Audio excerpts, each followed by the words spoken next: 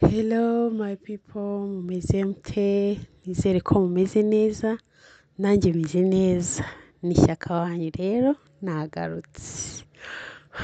Turi kuri Shyaka BTV show, aho tumenyera byinshi bitandukanye kandi bidufitiye umumaro, tukahigira byinshi bitandukanye tutari tuzi, bituma tubasha kubaho muri sosiyete idaheza. Duherukana rero mbabwira ko ku itariki 3 z'ukwezi kwa 12 2024 ari umunsi mpuzamahanga w'abafite ubumuga. Ubu rero turagiye, ubu ngubu ngewe ngiye i Musanze. Abanyamusanze muze tuhahurire, ubundi twikorere umunsi mukuru wacu twimanukire. Nta gutinda rero, icyumweru turangije cyari icyumweru cyo kureba ibikorwa abafite ubumuga bagiye bageraho, cyo kumva uburyo nyine bagiye bimprovinga mu buryo bumwe cyangwa ubundi, turebera hamwe nyine ibikorwa byabo. Twasanze rero abantu bafite ubumuga bashoboye, twasanze abantu bafite ubumuga ni ibitangaza ahubwo byigendera, ahubwo umuntu ufite ubumuga karumvikanye. Twakomeje rero umuntu uziranye n'ufite ubumuga, iriya ni zahabu.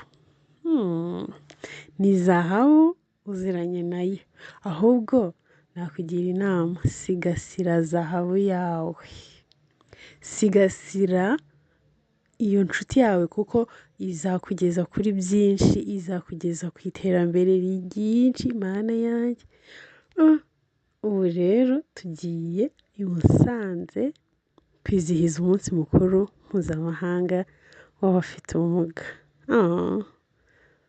Hari mbuze ni umunsi mpuzamahanga w'abafite ubumuga.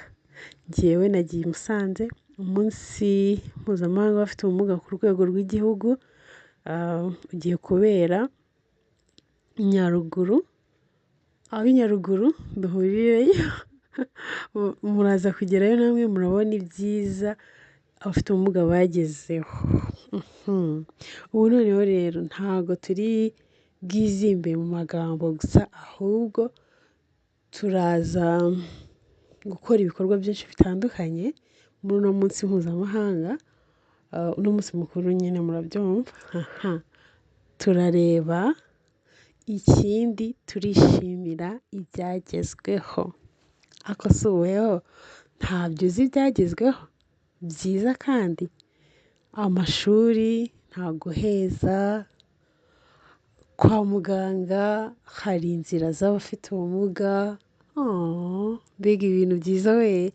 Mu nyubako bari kugenda babyumva neza, ntabwo bagishyiraho ama esikariye menshi cyane, ahubwo basigaye bashyiraho n'utuyira tw'abantu bafite ubumuga, inzira nziza, aho bishoboka ko bahanyuza akagare nyine aho bitashobokaga, ubu ngubu bisigaye bikunda.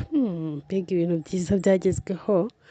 Uyu munsi rero muze tujye kwishimira ibyagezweho, kandi tunagira ngo tuzamure uruhare rw'abafite ubumuga mu nzego z'ubuyobozi.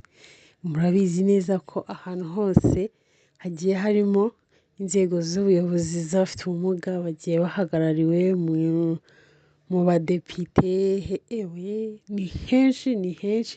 Ubu turi mu mashimwe, tumeze neza. Ntabwo rero tuzajya duhora tuvuga ngo ibi n'ibi mubikosore, ibi n'ibi mubigenze gutya.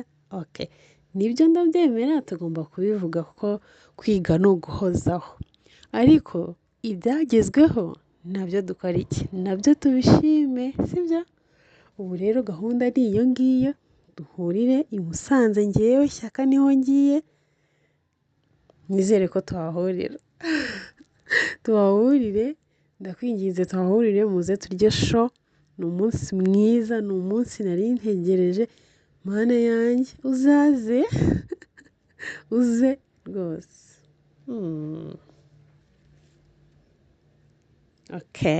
So rero nakagaruka turi kumwe mu kanya ndaza kubabwira ibindi. Twari turi kuri Shyaka BTV Show. Abakunzi ba Shyaka BTV Show, mukore like, mukore share, mukore comment. Ikindi ntiwibagirwe subscribe please, ntubyibagirwe. Bye bye, turasubira mu kanya.